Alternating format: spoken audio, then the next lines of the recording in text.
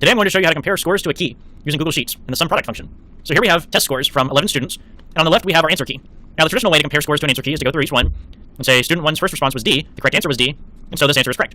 The second response is C, the correct answer is A, so this one is incorrect, and so forth. And you add it up, and for student 1 it ends up being 10, for student 2 it ends up being 11, and so forth. Well, there's a faster way to do this, and that's using the sum product function. Now to understand how the sum product function works, let's just compare one student to the key. It's easy in Google Sheets to compare two values. So let's compare this D here with that D there.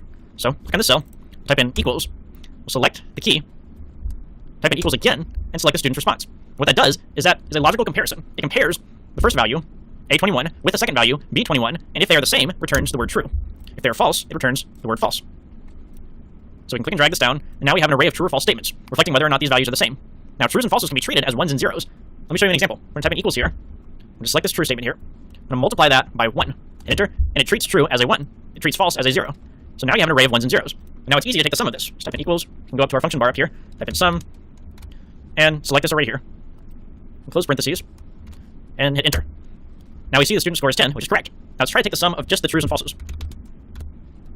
Select this array, close parentheses, hit enter, and it doesn't work. That's because the sum function does not treat the trues and falses as ones and zeros. Let's try the sum product function instead. Enter, and it works. Now to understand why the sum product function works, let's look at what it typically does. So let's go over here. Here we have two arrays. I'm going to go beneath this one. I'm going to type in equals sum product. Then I'm going to select the first array.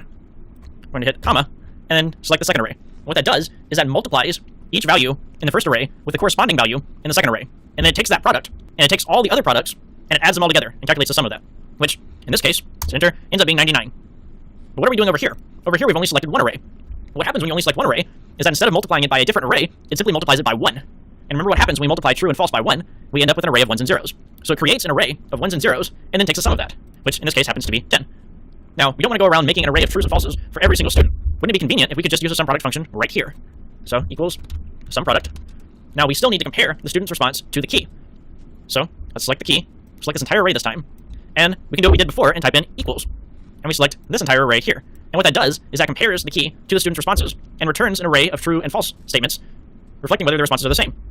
And then the sum product function multiplies the array of trues and falses by 1, returning an array of ones and zeros, and then it takes the sum of that, which is the student's score. Right there, 10. So let's copy this. I'm going to paste it up here, and there you go.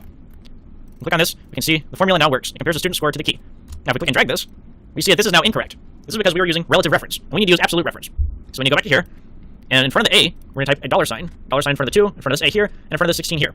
Because anytime we move this formula, we want it to still refer to the same key, no matter what. So that's absolute reference. So let's click and drag the cell across, and now we have all of the student scores. I hope this has helped you to gain a better understanding of the sum product function. Thank you for watching this tutorial.